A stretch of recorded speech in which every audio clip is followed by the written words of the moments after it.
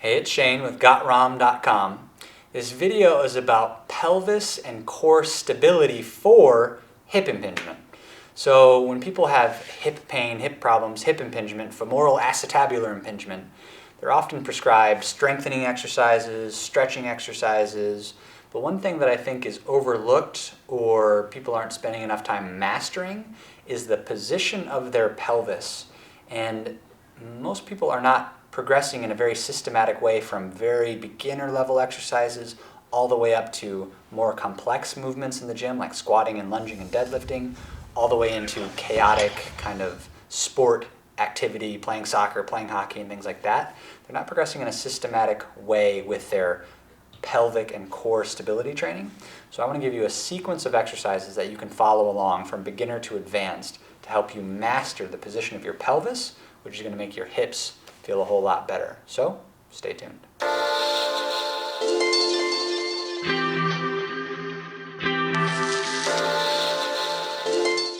So to demonstrate why pelvic position matters for hip impingement, you can do this very simple test. Lay on your back on the ground and figure out what is an anterior tilt, where there's space underneath my back, what is neutral, where there's just a light contact of my back, but hardly at all, and what's a posterior pelvic tilt, where I'm smushing the ground with my back and rounding it. That's a posterior pelvic tilt.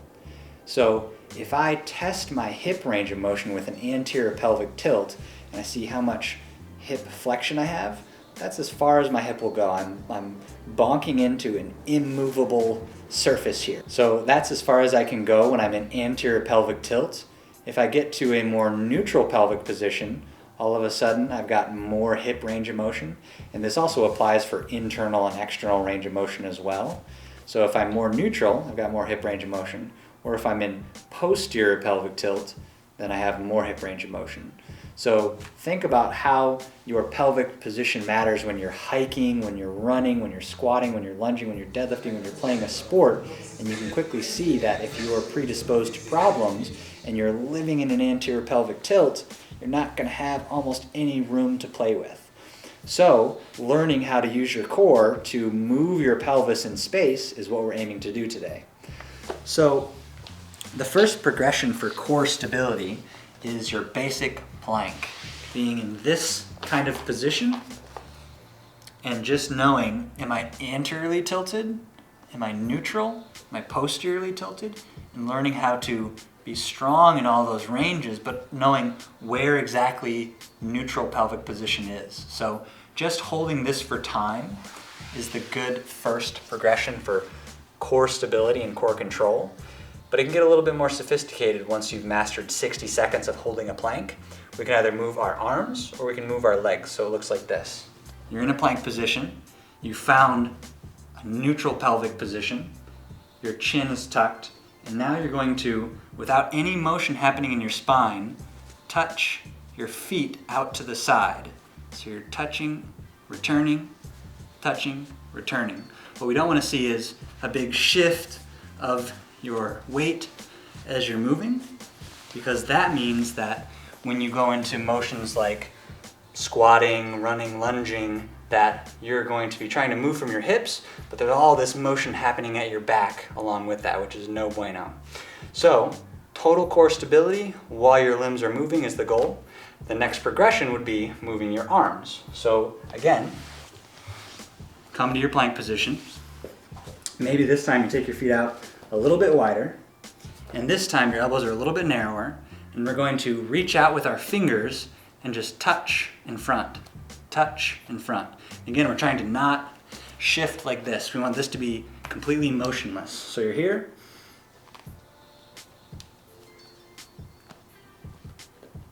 like that. The sets and reps is not super important. 10 per side is pretty good. The final progression with all of this is to move your arms and legs at the same time. So it looks like this.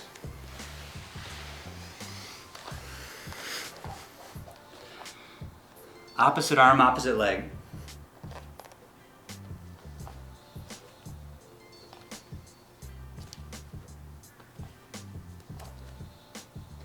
When I was first coming out of my own hip impingement problems, my coach had me do a lot of what felt sort of rudimentary, this kind of simple planking and core training. At the time, I was doing a lot of heavy Olympic lifting and stuff like that, and I was like, why am I doing this namby-pamby stuff?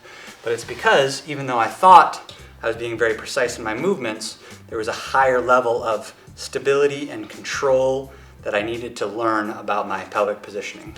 The next position to train is these lateral obliques.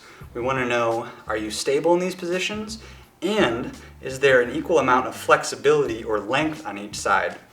In a lot of my clients that have FAI or hip impingement, I find that there's one side tightness that's really kind of locking everything down and restricting their range of motion. So these side planks help you to, one, stabilize your pelvis, but two, find out if there's any asymmetrical range of motion in your abdominal region. So the exercise looks like this. You can come to a position like this. If you need something soft on your elbow, that's fine. Level one would be just holding this position for time, say 30 seconds to a minute. Eventually, you can do where you drop your hip down and touch your thigh to the ground and come back up, and do that for reps, maybe 10 reps. What you'll find when you do your planks on one side versus the other is that potentially as you lower, you feel one side much tighter than the other. So what this means is that you might need to go and do some massage on your psoas or oblique area to kind of lengthen it and restore some normalcy side to side. So that's why these side planks and side plank lowers are really helpful. The next exercise for core stability and control is dead bug or heel tap variation. So it looks like this. You're laying on your back. You're going to flatten your back to the ground, lift your feet up, and you're going to tap one heel to the ground in an alternating fashion. Now the entire goal here is that as my leg is extending, this doesn't happen at my back. Arch, arch, arch, because then I'm not having stability and control of my pelvis or my core. So lock this down, especially your deep, low abs. Sometimes I'll cue clients to brace your belly button or brace the deep, low abs, or pretend there's a rose petal underneath your low back, smush it, and keep it flattened to the ground. So you're tapping 10 per side. The next progression would be double leg taps, very slow and controlled. Another cue that I'll give people is pretend like when your limbs are moving, they're moving through thick molasses or thick water. You shouldn't be going, oh, core workout, like feel the burn. No, this is stabilize, slow, very solid, and then come up. You have to control every inch of the motion, every inch of the movement.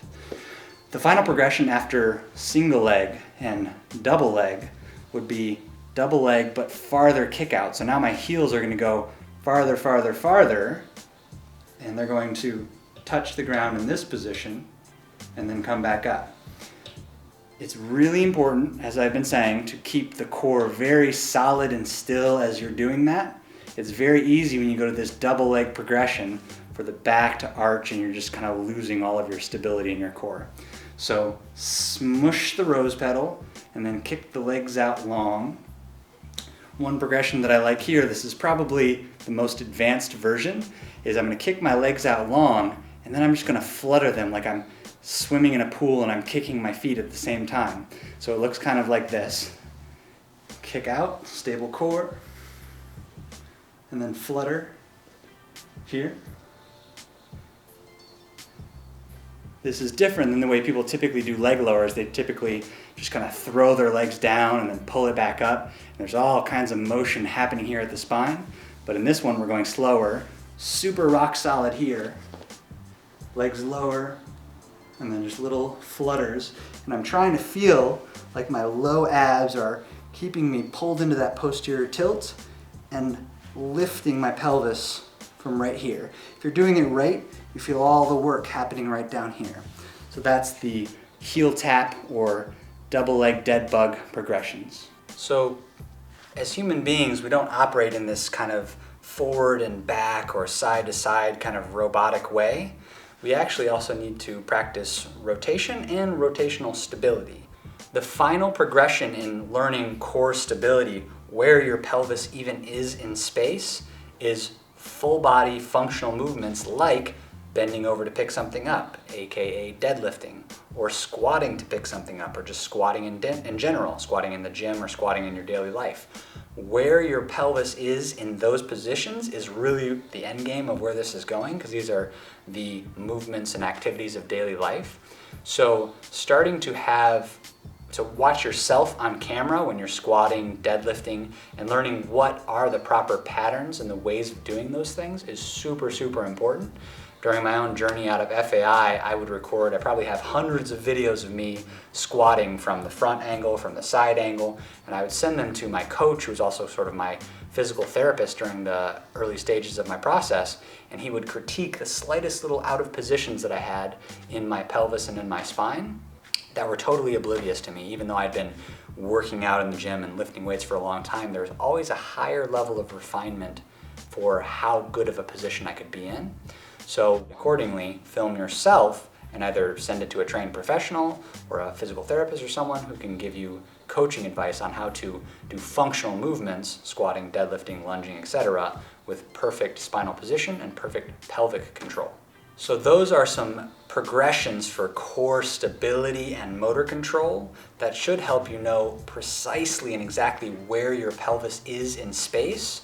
You need to start with the easier beginner progressions and then take that increased body awareness of where your pelvis is in space into functional movements like squatting and deadlifting and playing your sport.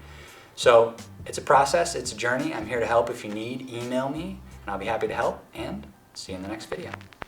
Yeah, be cool, just move with the groove. No funk in here, the beat way too slow. Yeah, let's just do what we came to do. Just vibe with it, vibe with it, vibe with it. Be cool, just move with the groove. Let's go. No funk in here, the beat way too slow. Let's just do what we came to do. Just vibe with it, vibe with it. Yeah, be cool, just